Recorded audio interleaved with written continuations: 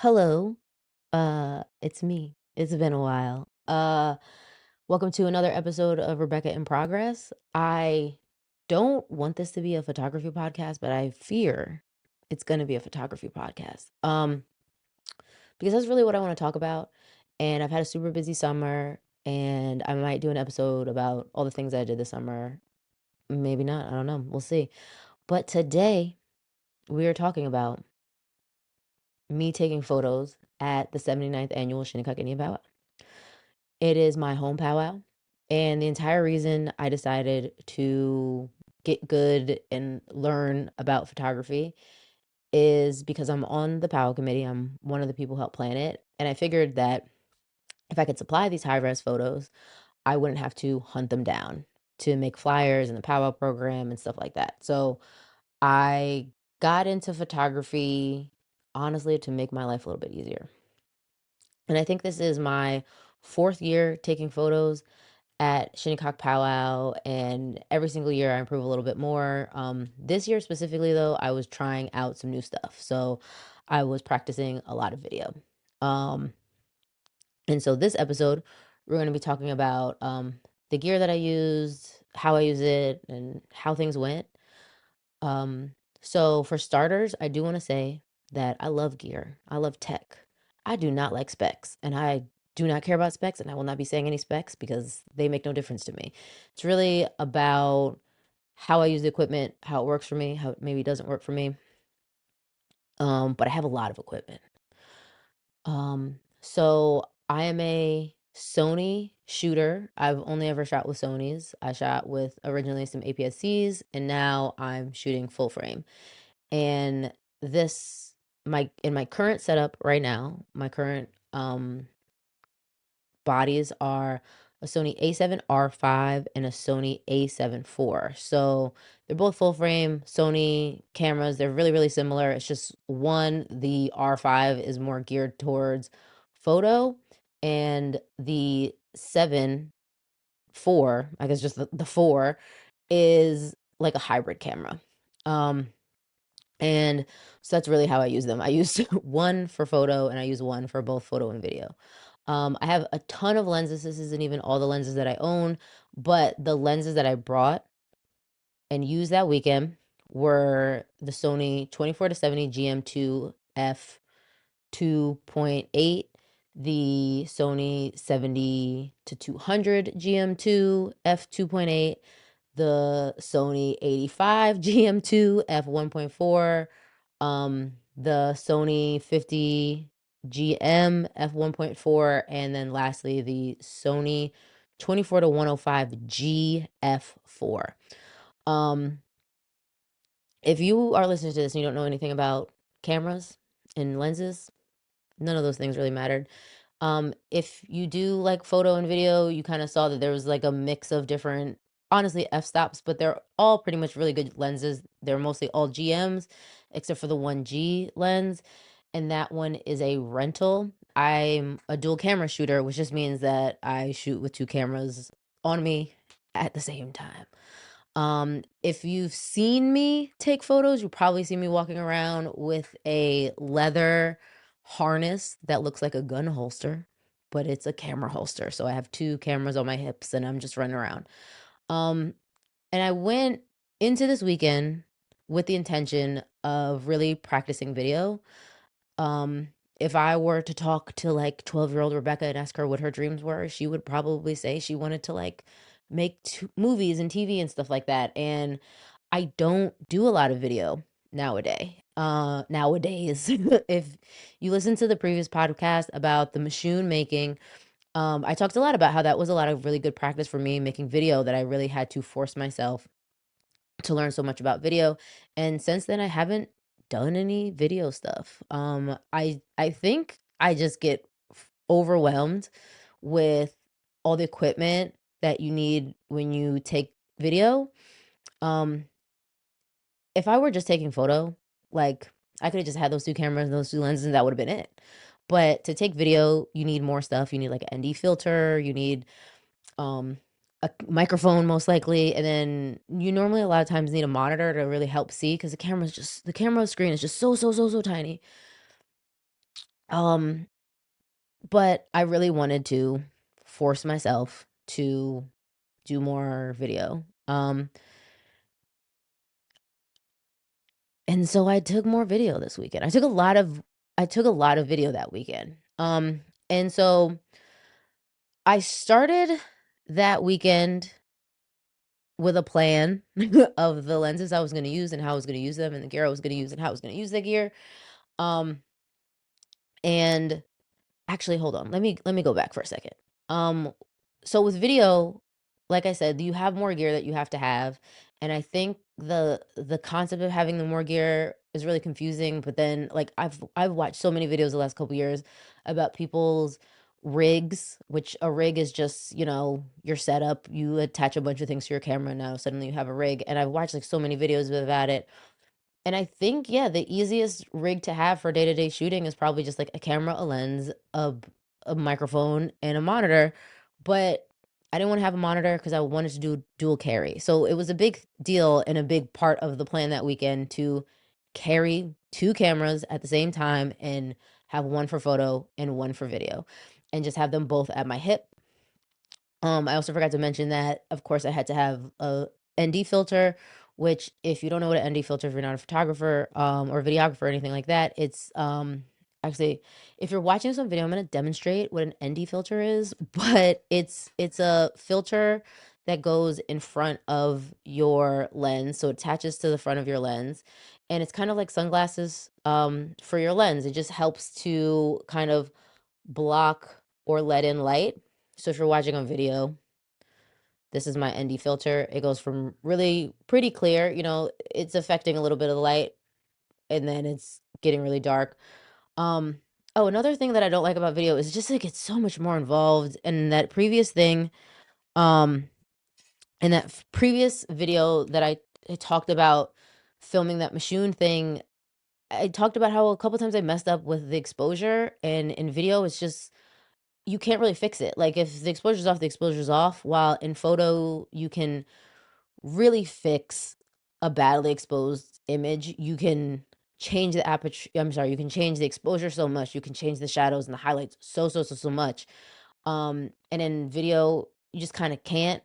So the idea was kind of like to strip down what I would bring on my video camera. I just had a microphone, which although I packed two different kinds of microphones, the only microphone I ended up using was the Rode Video Mic NTG. I also have some Rode Wireless Pros, but I ended up not using them. I just packed them just in case I wanted to get any video of people like talking into a microphone or just talking at the camera. But at the end of the day, I wasn't trying to make like a solid reel or anything like that about powwow. I didn't want to make a narrative video of any sort. I just wanted to have really good quality really high quality videos. I just wanted to practice kind of like tracking somebody and like actually making myself do it and caring about the exposure and the sound and stuff like that. So that was the plan going in, that I was going to have a photo camera and a video camera, and I was going to go back and forth, and I was going to film and photograph a lot of things. And I thought going into the weekend that my plan was to use the 24 to 105 f4 for photo and the 50 millimeter f 1.4 for video. That did not happen. It didn't happen at all. So I want to talk about that 24 to 105 though, because I only just found out about it. I like tech. I like good tech. I like having nice things. Not everything has to be nice. I recently got some speakers for my computer, so I don't just have to like use my headphones or my laptop speakers. And I literally bought the cheapest, decent ones I could find on Amazon because at the end of the day, I really don't care that much about the sound quality. Um, and maybe if I end up doing a lot more video and I get serious about it, then I'll upgrade my speakers. But right now, I'm mostly just using it to listen to music and watch YouTube videos. So I don't need the highest quality sound. But when it comes to photo, I really like having the highest quality photo that I can get. Um, I charge money sometimes to take photos. It's a part-time thing, but I shoot weddings, I shoot festivals. I take a lot of photos that people are paying for, and I always believe that they deserve the nicest photos that they could possibly get for their money's worth. Like, I just deserve, and I just like to have the best. I'm sorry. That's why I have all those GM2 lenses. I like having really good lenses. And I didn't even know that lens existed because I was always exclusively looking at the highest end lenses that I could find. B&H.com. B&H is a big camera store in New York City. It's like the biggest camera store ever. And they have a really good website with a really good search engine, and you're able to like pick your camera mount and kind of like what you want, and they'll show you all the options. And I always just always made sure to only be looking at the lenses that were 2.8 or faster. And another, if you don't know anything about photo or video of why this like 2.8, 1.44 is so important, is that's how much light can get into the camera. So if it's really dark outside, it really does help to have a camera that can go down to 1.4 just because it lets in a lot more light. Now it makes it also so it's not focusing on that many things. Um, but it does let in a lot of light. And an f4 is really good in the daytime. And then I think if you're using flash, but that's not all the time, and it's not always perfect conditions. I used that lens that like I said, I'm renting it, or I sent it back yesterday. But I was renting it from this website called lensrental.com, and I used it to shoot earlier in the year a music festival. I wasn't getting paid for the music festival. I really just wanted like good pictures of my tribal members at this music festival that we were hosting. Palm Tree Festival, it's super fun. Come next year if you're in the area and you like EDM music. Um, but for something like that, where for the most part, most of the time we were out in the sun, and then when it did get dark, I was just focusing on the stage that was all lit up. The f4 worked really well. Um, I returned the lens at this point, so I don't have it. I'm not even sure if I'm doing it, but the last couple years, me and my friends have gone to Renaissance Fair, like right around this time, and every time I bring a camera, and I'm never ever happy with the camera and the lenses that I bring. But I think that would have been a perfect lens for Ren's Fair. Like, it's just kind of a good walk around lens. It's such a good focal length. You can get so much stuff with it. It's a true s like, wide angle to telephoto, right? It's not as it's not as, like, telephoto-y as a 200, but it's a lot more telephoto-y than the 70. So having a 24 to 70 is really great, but having a 24 to 105 is also really great. I also think it's a really good lens probably for journalism, and I just didn't get to use it as many times as I had wished and thought I would use it in the month that I was renting it, but it's a really, really good lens. It just did not work for me and what I was trying to accomplish at Powwow. I think if you're an up and coming photographer and you're learning photography and you have the budget for one camera, one lens, get whatever camera it is and get a 24 to 105, you will be able to take so many good pictures. And I think for other people, they could have really enjoyed it at Powwow. It just wasn't what I wanted. Another thing is it's so well, my photo style, if you see it and you know it, you know that I really like really bright colors and I really like freeze framing action. I do not take motion blurry photos at basketball games, at powwow. That is not who I am as a human being. I want crisp photos. I figure if you put all this effort into your regalia, we should be able to see those details. We should be able to see all the colors, all the fringe, all whatever, the beadwork, whatever it is. I want to be able to see all that, and my shutter speed needs to be really high.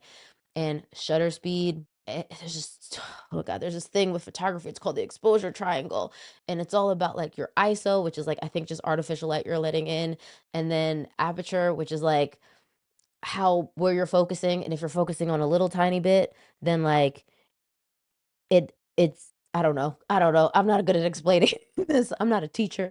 And I didn't write any of it down. But like the exposure triangle, you always want to keep the ISO and the aperture and the shutter at these good distances, at these good numbers so that you can it's never too dark, it's never too light.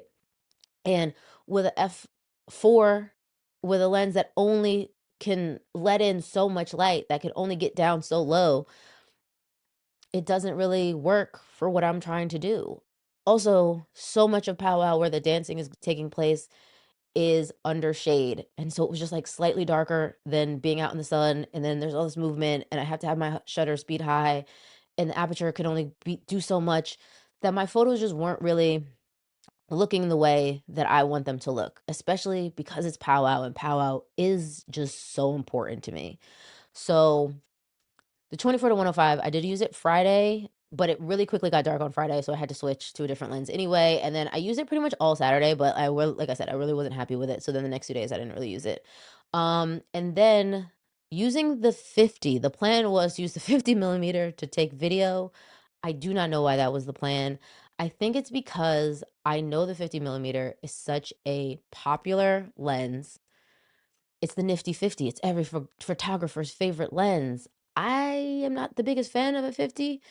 If I had to pick a prime to just use and it was the only prime I would have, it'd be a 35. I have a 35. I love it. I love it a lot. I didn't bring it down to the power grounds because I didn't really think I was going to use it. But I really just wanted to force myself to use this lens that is expensive that I forced myself to buy. And I thought it'd be a nice kind of focal range to take video because it's not too narrow and it's not too telephoto-y. It did not work at all. Did not use it pretty much at all. And I really, really quickly switched from the 50 for video to my 24 to 70, my beloved 24 to 70. And then that 24 to 105 got switched to my 7200, which is also my all-time favorite lens. Is just such a good lens. It was so expensive. It was so expensive, and I love it so much. Um, and then the plan also pretty much was to always use the 85 at night, and that's what I did every night. So, um, nothing really there. um, I think a lot of times for professional work, it's good to have expensive gear. It's good to let people have their money's worth, and I do not get paid for powwow, right? Um, it's a volunteer powwow committee is a volunteer position. I'm doing these photos out of the love of the game. I think everybody would be really mad if I didn't do them, but I don't have to do them. I'm not required to do it. Um, but these are my most important photos of the year. Not to say my friends' weddings aren't important also, but like or just weddings in general aren't important, or like these historical moments that I take, oh, we're signing the contract saying we bought some land back and it's the first land never returned to my tribe and since time immemorial. Those are important, obviously. But like powwow, Shinnecock Powwow, my favorite weekend of the year. It feels like a holiday. We don't really call it a holiday, but I know the Cherokee Nation, they refer to their powwow as, and they say it's a powwow, but they also call it Cherokee National Day or something like that. And it's just like a homecoming for people, and it's really, really important to them. And so powwow, my powwow, Shinnecock Powwow, is incredibly important to me. You know, listen, I'm not gonna lie. If I go to Scammitson again, if I finally make my way to Narragansett or Mashpee or, any other powwow, I'm using my good lenses. Like that's what needs to be done. But powwow is so important to me. It's such a big cultural thing. And then I think I'm addicted to the compliments. Every once in a while, I post powwow photos and someone will like friend me on Facebook, and then they're like they make a post and they tag me and they're like, "Thank you, Rebecca. This is the most beautiful photo of myself I've ever seen at powwow. I've been dancing my whole life. I'm 40 years old. I've been dancing for 40 years, and this is the most perfect photo I've ever seen of myself." And that, my friends, I love that, and it deserves nice gear and nice lenses. And unfortunately, my 24 to 105 just wasn't giving me that, but my 7200 will always, always, always give me that. And so will my 85. And so will my 24 to 70. They're just the best two lenses. The 85, I want to talk a little bit about the 85. The plan was always to use the 85 at night. Over the last couple of years, I've come to the conclusion that full frame cameras are not better in low light than APS-Cs. Now, I haven't used the APS-C in a real long time, but the year that I used my APS-C to shoot powwow, and an APS-C, if you're not a photographer, a little bit more tidbit, there's like a couple of different kinds of cameras. And there's so many different, there's so many different kinds of cameras, but cameras have this thing, have a sensor in them, and that's like the big thing, and it takes account for how big the photos are and stuff like that. And so my current cameras My A7R5 and my A7 IV, those are full frame and they just have a much bigger sensor. APS-C is a crop sensor, so it's like the same sensor is just shrunk down a little bit. And, some people will tell you full frames are better in low light. Some people will tell you APS-Cs are better in low light. And low light is just like literally just exactly what it sounds like when the light isn't as bright as you would like it to be. So that could be at night, that could be inside. There's just all these different things that make like mean low light. And I've noticed that the photos I took of Powwow with my APS-C at night with 2.8 lenses looked a little bit better than the photos I took of full frame with the full frame at night with a full frame. What am I saying? With 2.8. I don't know, whatever. Like the APS-C photos just looked a little bit better than the full frame photos, and it's just because they had less noise. And noise is just like, I don't know, you ever taken a photo on your phone when it's like dark and it's just like all that white stuff, like staticky shit? That's noise, right? So I thought my smaller cameras did better with low light, but also it's weird because like they did better at powwow at like basketball games. They were like horrific at basketball games. And as soon as I switched to the full frame, my basketball photos looked a lot better, but then my powwow night photos looked a little bit worse. Um, and so the best way I've figured that out to like combat that and fix that and override that is to use a prime at night. So I have an 85 GM2. It's a new lens. Someone graciously, I will be forever in your debt and I will love you so much for this. And I don't know if like you want it to be a secret or not that you gave me the lens. So I'm not going to say who did it, but someone I know offered to buy me a lens and then bought this lens that I wanted, and it was a Sigma 85. It was used. I asked for the used one. I sent a link to a used one because I didn't want to take too much advantage of their generosity, and I got this used lens. I used it for about a year. It worked really well. Um, it was a Sigma, which is just another camera lens company. I just think the color was a little bit wonky sometimes, and then there was a vignette, and a vignette is kind of like if you're watching on video, I'm gonna point to the corner, but, like, if this corner was just, like, a little dark or then it was dark around, like, all the edges and all the corners and stuff, and it's a stylistic thing, but I just think that lens maybe just had a vignette on it all the time, and I didn't really like it, and I would, like, forget it's there, and then I'd take a photo, and then it would have this vignette, and then I'd have to crop it, and then it didn't look how I wanted it to look or whatever. Didn't really work, but I used it last year, and I realized that 85 is a lot better in low light than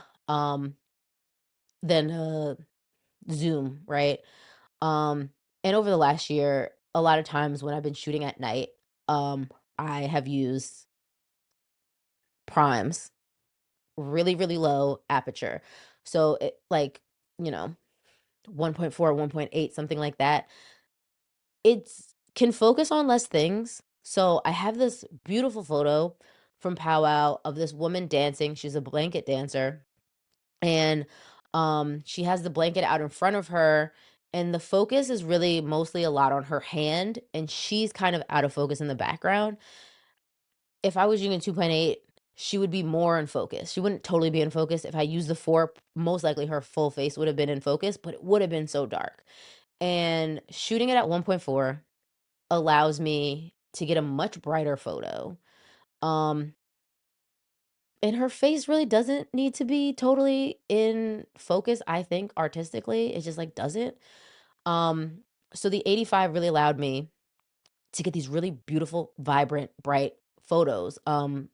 It's really it gets nighttime at Powwow and we're outside, but there are like not even spotlights, they're just lights that light up the stage a little bit. And so the 85 just works so perfect. It's just a really nice lens at night.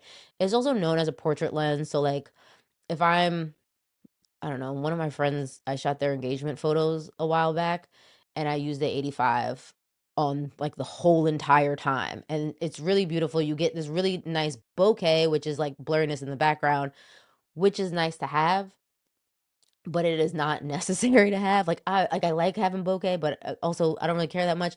And power photos, I didn't care what was in the background. And most of the time it was just the sky at night. So none of it needed to be in focus anyway. but it does just allow so much light in, so much vibrancy, and, I still had my shutter pumped up to 1,000 or something like that, and I was able to get all these really beautiful details of people dancing. It's just maybe sometimes some stuff might have not been in focus as much. Um, it is a beautiful lens, is what I'm gonna say for a millionth time. 85 millimeters, a really good lens. Sony recently came out with an updated version. So while I used that Sigma for a year and I liked it, the reason I had went with the Sigma over the Sony was because I heard that the original Sony GM just really wasn't a good lens. It was really loud, it was really slow, it missed shots and stuff like that. And so when a new one came out, I purchased that and it's like great. I have no problem with the only other thing with my Sigma that I didn't like is I thought the colors were different, and it was most likely true. It, and by different I mean different than the rest of my lenses. All the rest of my lenses are Sony lenses, and then I had this other lens that was not made by Sony, and I just always felt like it was a lot cooler than the other lenses. And I think for most of the work that I'm doing, which is photos of Shinnecock people, photos of indigenous people, photos of black people, photos of Hispanic people, you want a warmer photo. Um, I look better with warm light, with a yellowish light coming on me rather than like a white blue light. And I think that other lens, that Sigma lens, was really cool and it didn't match my other lenses and it made it a little harder to edit quickly. If all of my lenses have the same color science built into them in the hard drive, they are all going to look very similar, especially if I'm just like taking a lens off a camera and putting a different lens on and not changing any settings or anything. All of my photos look very similar, where I think the Sigma looked a little different. But the 85 that I have now is a really nice lens. It's still not a lens I'm using a lot of the times. It's really, honestly, for portraits and for powwow at night is kind of how I'm gonna use it, how I've been using it. With that said, I would love to try a 135. And I think last year I was like, I'm gonna rent a 135 for powwow, but then I ended up renting this 24 to 105 instead, and I didn't get the 135. Um, but maybe next year. I think also the Sony 135, I think is maybe only a f1.8, but 1.8 is still miles ahead of a 2.8. So, um, I don't know, but I know Sigma just released a new 135, and I haven't read anything about it other than headlines, and all of those are saying it's the first of its kind. And I assume Sony's gonna come out with something in the next year or two. And then I will eventually get that 135. But for right now, the only prime that I really used Power Weekend was 85, and it was really, really great. Um, I talked a little bit about my 24 to 70, 7200. Uh, it is the most perfect combo you could ever have. Um, I really like primes for weddings, stuff like that. Um, I think the photos are a little bit sharper and it forces me to be a little bit more creative. And then the photos look even more uniform, which is really nice for a wedding.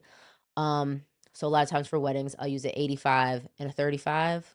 Um, for like the ceremony, reception, a little bit. Normally, it's kind of reception. I switch to a 35, but this is not about wedding photos. This is about powwow photos. So we're gonna stop with that. Don't really use the primes. So primes are really good if you're like want to do a wedding. If you want to be like a wedding photographer, I think they're really, really great. If you're doing event stuff like I am doing so much of the time, 24 to 70, 7200, unbeatable combo. You have such a long range, and if you have two cameras like I have, and you're walking around with two cameras, you're getting everything. You're never gonna wish you had another lens if you have a 24 to 70 and 7200. Um, and they were like the only 2 lenses I had for my cameras for the first actually, I bought when I originally upgraded, I bought 1 camera and I had a 24 to 70 and 72 to 200, and then I'd have to swap back and forth, and that was kind of annoying. But like I never felt like I needed another lens. I needed another camera, and then I did get another camera, and then very rarely felt like I needed another lens. But as I said, I love gear, I love buying things. I love trying things out. So, I have since bought so many more lenses. There's actually 2 I have 2 more lenses that I did not mention because I did not bring them. But I have so many lenses, but, like, I could do without all those other lenses. I could get by with the 24 to 70 and 72 to 200. And I'm going to bring it back to the 24 to 105 and say that one reason I love that lens as a concept is that it's covering so much of that 24 to 200 range, right? I know it's 100 millimeters less than having those two lenses, but I think that lens is like $1,000. And my 24 to 70, 7200, which are just happen to be the two best ones that you can buy for Sony. There are cheaper options. You do not have to buy the top of the line ones. You can buy third party, you can buy Tamron, you can buy Sigma. I think if you just have all Sigma lenses, if you have all Tamron lenses, I think you're fine. You have all Samyang lenses, you're fine. Um, but it's just that I happen to have bought when I was upgrading. I just threw it on a credit card. I was thinking about the lenses, and the man at the camera store said, "You might as well just buy both of them. You're gonna do it eventually." And I was like, "Right." And I just put it on a credit card, and like that was it. um, they're just really good lenses, but that 24 to 105, I think if you're starting out and you have enough money to buy one camera, one lens, buy whatever camera you want. It should probably be like if we're talking Sony, a Sony A7C II, I think is a dope ass camera. So like you get that and you get a 24 to 105, and I think you're fine and you're great. But I'm not starting out and I started out with these much more expensive lenses. So 24 to 70, 7200 really is really great for me, especially because I have two lenses. I'm sorry, I have two bodies. Um, the 24 to 105 did come in handy sometimes when I was shooting video, when I was doing a lot of video. Because then I still had this really big range for photos. Um, but like I said, it just kind of didn't work for what I was trying to do. Um, 24 to 70, 7200 are the best two lenses of all time. You will never convince me otherwise. I had commented on a YouTube video where someone did like a long-term review on the 24 to 70 GM2, and they basically just talked about how it was a perfect lens. They have like literally no regrets. And it's like same, I have no regrets. And I commented on it and I said like I have these two lenses. I've never regretted them. They cover pretty much everything I'd ever want to do. And someone asked, would I trade in my 24 to 70 and 7200? So these lenses with this huge range for a 50 and a 24. And I was like, what the fuck? What kind of question is that? No, no. I want to be able to get far away from people. And like I do really want a long telephoto lens. I think that'd be so fun. I think it'd be so fun to have like a 200 to 600. But like 24 to 70, 7200 is getting everything I need done. So they're really, really great lenses. Though that's pretty much all the equipment I used. Actually, hold on. One last thing about the equipment. Like I said, I had a microphone. It was a Rode Video Mic NTG. I do not know what NTG means. I do not care what NTG means. Like I said, I'm not a specs person. I'm just a gear person. Um, but I remember when I was doing the research for for this microphone like 3 or 4 years ago, when I was like, I'm gonna learn video, and then I like almost never use it. All the reviews said it was really good. It was like one of the best microphones that you could get. Best bang for your buck. It's really gonna do a lot. I have some friends who are videographers and they're really professional videographers. And they actually came to Powwow and filmed some stuff, which is why I was not really worried about making some sort of finished product. All I was worried about was getting footage to practice and have clips. But one of them was like, when I was telling them I was gonna buy this microphone, they were like, "Oh, you should get this other microphone." It was like a Sennheiser. I think this is Sennheiser. No, this is a Shure. My podcast microphone is a Shure. But like they had some Sennheiser microphone. They were like, this is the video mic that we use. And first of all, the thing was so big. And then it was like $1,000. And he was like, it's a really good microphone. I was like, well, I have $250 to spend. And so the microphone that I bought, Rode Video Mic NTG, it's kind of a long microphone. Every once in a while, people are like, well, that's a big microphone. I don't really think it's that big, especially since like I've seen bigger video mics, shotgun mics. But I think it works really well. But watching some of the videos that I did, I don't know what was up with the sound. Like maybe it was like disconnecting or something, like the cable was popping out of the camera or something. But every once in a while, like, I would lose sound, or like my sound would be really quiet for some reason. I don't know. I'm not a videographer. It was practice. But otherwise, like, I think it all worked out pretty well. I think the dual carriness of it, it was heavy, but realistically, having a microphone on the camera didn't add a lot of weight. It was just like another thing I kind of had to be aware of. Like that microphone is like 1 or 2 pounds, nothing. Um, so it wasn't more annoying, but like every once in a while it would like either come off the hot shoe and then it would just be like hanging and I'd be like, oh shit, I gotta fix this in the middle of grand entry. But it worked out pretty well. I have a couple videos posted. So if you've most likely you were following me anyway on social medias and you've seen some of the videos that I posted, I think they came out really well. Um, there is a production company, a media production company, in Indian country called Sweet 1491, and look them up on Instagram. They make just the best dancing videos I've ever seen, and I truthfully um model my photography after their videos. And day one of powwow, I'm talking to someone else in the powwow committee, and they work at a t-shirt stand where we sell our merch and stuff. And this guy comes over and he's asking about the merch, and I notice his shirt says Sweet 1491 on it. And so I let him ask all his questions, and I'm like, "Hey, you're from 1491?" And he's like, "Yeah, yeah, that's like my family's production company." And I'm like, "Oh man, I love you guys.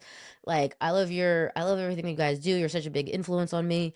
And then I showed him my gear that I had, and I said that I was like practicing. I was like, yeah, I'm practicing video. And then like I walked past their stand once or twice and they were like always talking to people and I didn't really want to interrupt. And then one day my god sister texts me and she's like, "Where are you?" Like during powwow. She's like, "Where are you? There's some people I want to introduce you to." And it took me like forever to get over there because I was busy. I was taking pictures of uh teen girls jingle dress because I just know so many teenage girls from the reservation who dance jingle, and like Friday they saw me and they were like, "You're gonna be our personal photographer, right?" So like I need to take pictures of my girls, otherwise they'd harass me all year and be mean to me. um 36, scared of getting bullied by a bunch of eighth graders. But I love those kids and I have more to say about that, but like um I finally make my way over to the stand and she's like, "Hey, I want to introduce you to these people." And I was like, "Oh, I talked to one of them the other day." But like and I guess like he told like his uncle or his dad, whoever the other person was to him, like he had told them like, "Oh, there's this girl walking around. She has all this equipment. She's testing stuff out." And then I got to sit and talk to them for like an hour. They gave me all these really great tips. We exchanged contact information. I really got to hit them up. But thank you to the Dial family for all of your support and all of your inspiration. I didn't know you guys were the Dial family. Um, Grant Dial, big deal in the Powwow circuit. It was their father who passed away last year. I didn't know him. But like I know their production company and I think they're like really, really great. And I know now for sure that they're using like really nice expensive gear, and that's what I'm trying to do. I want to look like them. I think a lot of like filmmakers, are like, "Oh, I want my shots to look like Martin Scorsese's. I want my shots to look like Wes Anderson's." Like they have this aesthetic in their mind, and the aesthetic in my mind is this native media group called Sweet 1491. I absolutely love them, and it was really nice to be able to meet them. But anyway, more about the process and what I was doing. Um, I think because I spent so much time thinking about video, um, and trying also to take good photos, that I didn't do one of my favorite things, which is these really quick shots when I'm walking around the power grounds and I see Shinnecock people that I know in or out of regalia, plain clothes or regalia, whatever it is. And I like being like, "Hey, can I take your picture?" I love those photos. Those are so important to me and I think to my community, and I only took a few of them because I think I was just so distracted and I was so stressed out. I was also super tired. I hadn't been sleeping well like the week before. I have multiple sclerosis. I have fatigue. I was fatigued crazy. There was a day I drank 4 cups of iced coffee. That's a lot of iced coffee. Um, but I was just kind of so distracted about about all of it that I didn't get to take these photos that I normally like to do. Shinnecock Powwow is very much a homecoming for many people. It's like maybe the one time of year that people visit. It's maybe the one time of year that people get in regalia and dance. I'm seeing all the time on Facebook people being like, I'm gonna get in the circle this year. I think I need that healing, right? And powwow is so special. I know that Cherokee Nation, they are a very, very big nation. And, it's a powwow. It is a powwow, but they also refer to that weekend as, I think it's like Cherokee Homecoming or something, right? Or Cherokee National Holiday when they invite all of their tribal members to come back home and be together. And they have a powwow and they do all this like other stuff. They have like a parade, like because they have like so much money and they get to do like so many fun things. But like it is a holiday and I think it's a holiday. And I love these photos that I take kind of like walking around. A couple years ago, I took photos of my godparents, one of their kids, that person's spouse, and like one or two of the grandkids. And then, and it's like a really good photo. I loved it. Like I took the photo, I was like, oh, such a good photo. I love it. And they were like, oh my God, we love it. And then my godfather unexpectedly passed away very soon after that. And it's not a full family photo. The rest of their children weren't in the photo. I think not even all the grandkids were in the photo. Um, But it is one of those, like, last photos that they had, like, a family photo, and it's such a beautiful photo, and I just didn't take as many photos like that this year. I had a couple, they're nice, but I should have and could have taken more photos, and I kind of regret it. Um, and then I didn't take any photos of, like, vendors or, like, booths or anything like that. I have a couple, but I just don't have that many, and it wasn't in my head so much this year, and I'm sad about it, but whatever, you do what you do. Um, but otherwise, like, I love the photos. Like I said, the photos that I took with the 24 to 105 are really not up to my very high standards for what I want my photos to look like, but they are still really good photos. There's a whole day of just those photos, and I think it was Saturday, and um I posted my photos, I watermark them, people friend me on Facebook, and then all the people I'm already friends with, and there's so many photos floating around the internet of Saturday that look really nice. They just kind of maybe don't look exactly how I wanted them to do. But otherwise, I'm pretty happy and I'm pretty content with the photos I took, with the video I took. It was a successful powwow, but I will say this, and maybe this is the last thing that I say, hopefully, is I need a dedicated second shooter. I just need one. I need a person who will be like, "I will spend all weekend taking photos with you." That's all. And it's like there's a bunch of Shinnecock people I know who take photos and they're good, and then they're like, "Oh yeah, I was thinking about bringing my camera, but like then I didn't, I don't know, I didn't really feel into it." I don't care. I didn't feel into it. I feel like shit. There was a day I got 3 hours of sleep. I stayed up all night talking to my friends Saturday night and then had to wake up the next day and go to powwow. And I got there a little late. Wasn't there at 10 o'clock in the morning. I was there at like 1 PM, but, and then I stayed for hours, right? And I took photos and I ran around and I'm on and off the stage. I'm running around. I'm doing so much and I need someone else who's willing to do that.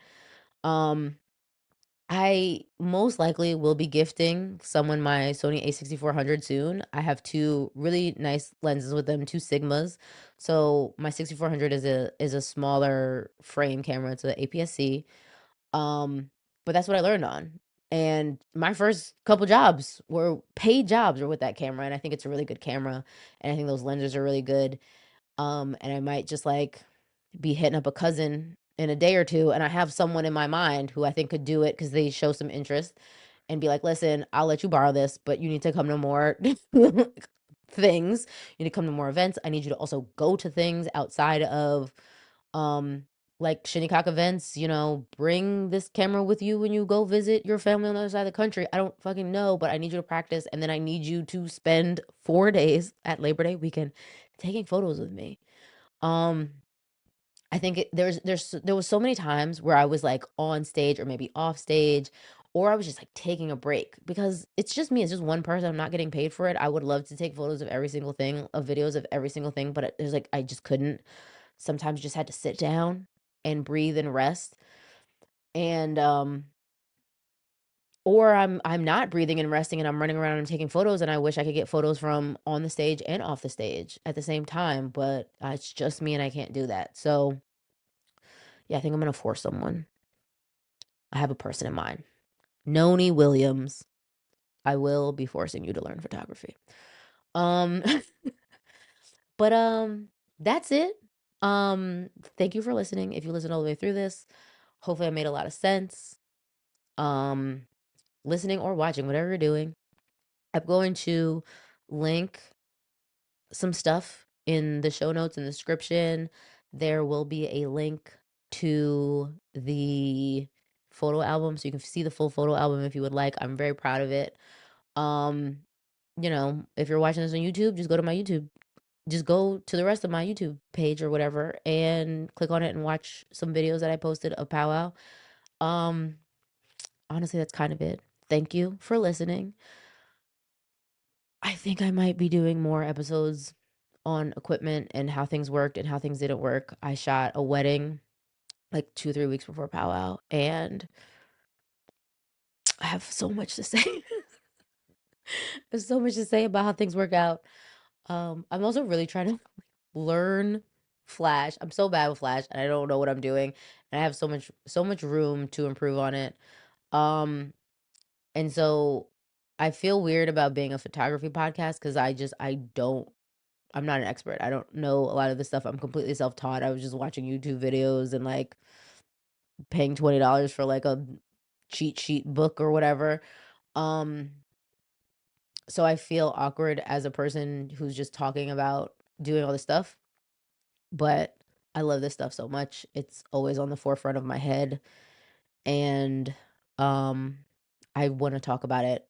And I'm not even sure if I want to talk about it or if I just want to speak about it and then that's it. So maybe you'll see more episodes about photo video stuff. Most likely, that's what's gonna happen. Anyway, thank you for listening. Love you so much. Until next time, bye.